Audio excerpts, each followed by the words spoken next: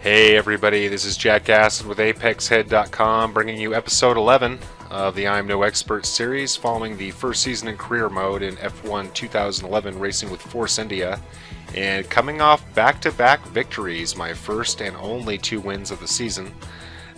So hoping that I can compete here in Belgium. I love Spa, it's my favorite track on the calendar. Eau Rouge, the Kemmel Strait, there's a lot of things to love about it. You can see it's an overcast day, but there is no rain in the forecast. Actually had heavy rain in qualifying, which has a lot to do with my qualifying position of 7th. And speaking of qualifying, let's take a look at the starting grid. On pole position, Fernando Alonso in the Ferrari, and Sebastian Buemi qualifying P6 in the Toro Rosso, so that's a big surprise for the starting grid. And you can see that my teammate qualified in 18th. So this is actually my 3rd straight qualifying from the 7th position, which has been my lucky number. But as I just mentioned, my teammate qualified 18th, so not so lucky for him. In fact, I think this is the 3rd time that he's qualified there, so sort of a disturbing trend here for Force India. And I really had a hard time working with the setup for Spa. It's a very, very quick track, and spent a lot of time testing and was never really satisfied with any of my setups.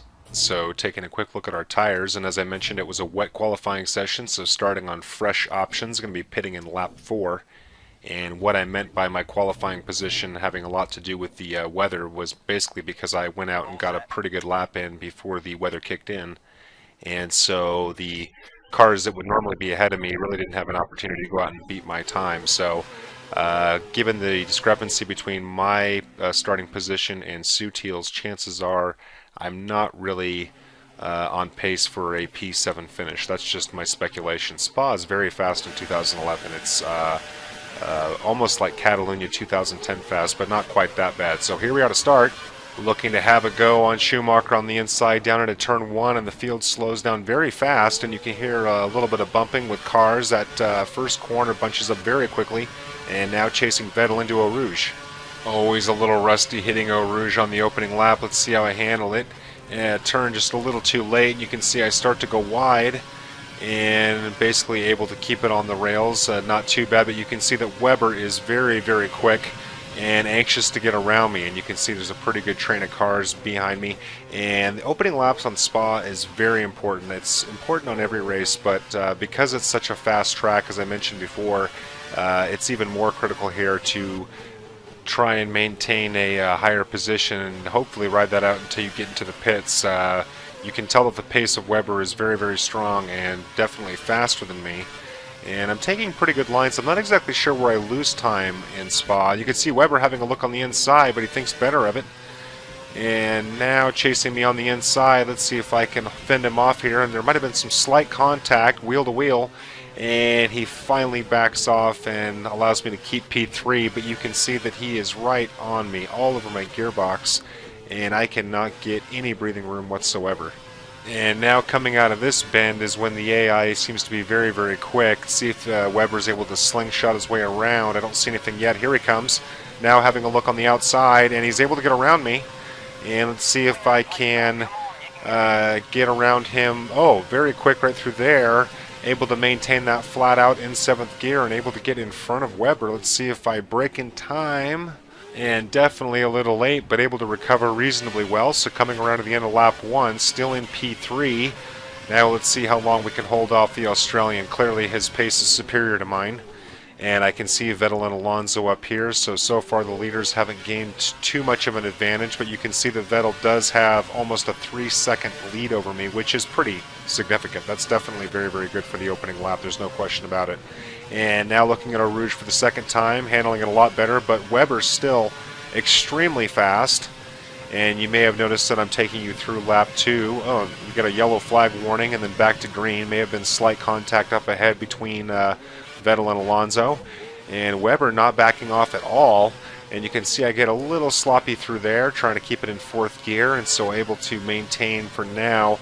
And this corner in particular gives me a lot of problems, and handling it pretty well through there, but it's very, very easy to go wide there, and especially in bad weather conditions, it's just an absolute crapshoot every time I go through it. So you may have noticed in the first sector I hit purple, so that's a good sign that I might be able to maintain with the leaders, but you can see on the mini-map that they are stretching out pretty well here. Like I said, I've had a really hard time keeping pace with the AI on this track. I would say that the leaders were typically putting in about 3-second better lap time. 3 seconds, that's a lot of time, so I have no idea where I'm losing it here. I hit purple in Sector 2, so another good sign. I may be braking too early into the final chicane. As you can see, Weber is thinking about having a go here. And this is where he passed me on the first lap, but able to stay in front of him here. Let's see if I can maintain flat out. No, I cannot. Hit the curb.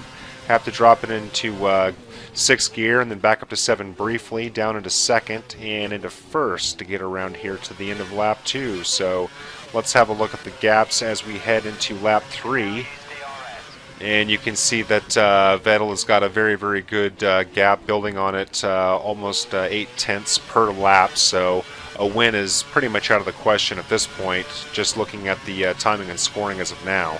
And Eau Rouge has a whole lot to do with how well your lap goes, and let's see how we handle it here. Almost perfect. You can see I had to let off just a little bit at the end, so I basically turned in a little bit late at the top of the summit. And once again, you can see Weber closing in on me on the Kimmel Straight, so I'm not sure how long I'm going to be able to fend him off. Skipping ahead here to lap 4, you can see he's still breathing down my neck. And you may have noticed in my setup before the race that I've got my gearbox set up to be pretty slow, changing through the gears a little bit slower than normal. It seems to make for a smoother ride, and you can see Weber is absolutely itching to get by. Go a little bit wide here. This is definitely the hardest corner for me. And Weber able to overtake, and now I'm defending myself against Hamilton in the McLaren. So let's see if we can maintain pace with Weber, and you can see I go a little bit sloppy there and start to shave there, and you can see my tires are getting relatively worn. I am due to pit at the end of this lap. Let's see if I can at least hold off the McLaren. You can see that there's pretty much no chance I'm going to catch Weber, at least on this lap. And honestly, it might be all for the better, because for 4 laps I've been having to fight Weber off at every single corner. So let's see what happens after we come out of the pits. And I was tempted to pit 1 lap earlier than this, just because I was concerned about a busy pit lane. You can see I changed my fuel mix down to lean just to save a little bit here. And here's where the team can make or break the race. It is very busy. Let's see what happens. I'd like to get under 4.5, and being held up badly. And this is a complete disaster. Almost 8.5 seconds, now stuck behind Heidfeld in the Renault, so there is no question that I lost many positions because of that pit stop. That was horrible. And now I'm really regretting not having gone in sooner than that. Normally the AI is pretty good about that. That was a problem in 2010, but not so much in 2011. Kind of rare, but that dropped me all the way to 14th. So now skipping ahead to lap 5, competing with Kobayashi, and start to go a little bit wide here, and he's going to have a move on the inside, and slight contact, wheel to wheel. See if I can muscle my way around here. He's not giving up at all. A little bit of fishtailing on Kobayashi's part, but not able to get around, and now chasing him down with Buemi in hot pursuit. And go a little bit wide, following a little bit too close, and now the Toro Rosso looking on the inside.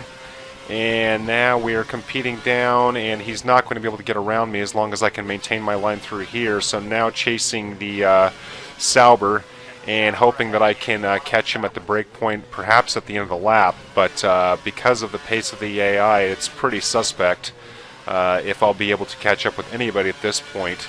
Especially when I'm getting this kind of pressure from a midfield car like the Toro Rosso, although again, Buemi did qualify 6th, so his pace has been very good here. Able to stay flat out through there, and coming up to the final chicane before the end of the lap, let's see if we can collapse this gap here, getting close up with Kobayashi around the final corner, and down the start-finish straight. Let's see if we have an opportunity at the braking point at turn 1. Going to have outside leverage here. And I want to be very mindful that I don't cut him off, and you can see I turned way too late there. In reality, my thumb kind of slipped off the controller as I was going to make a turn there, so I turned too late, and that cost me dearly.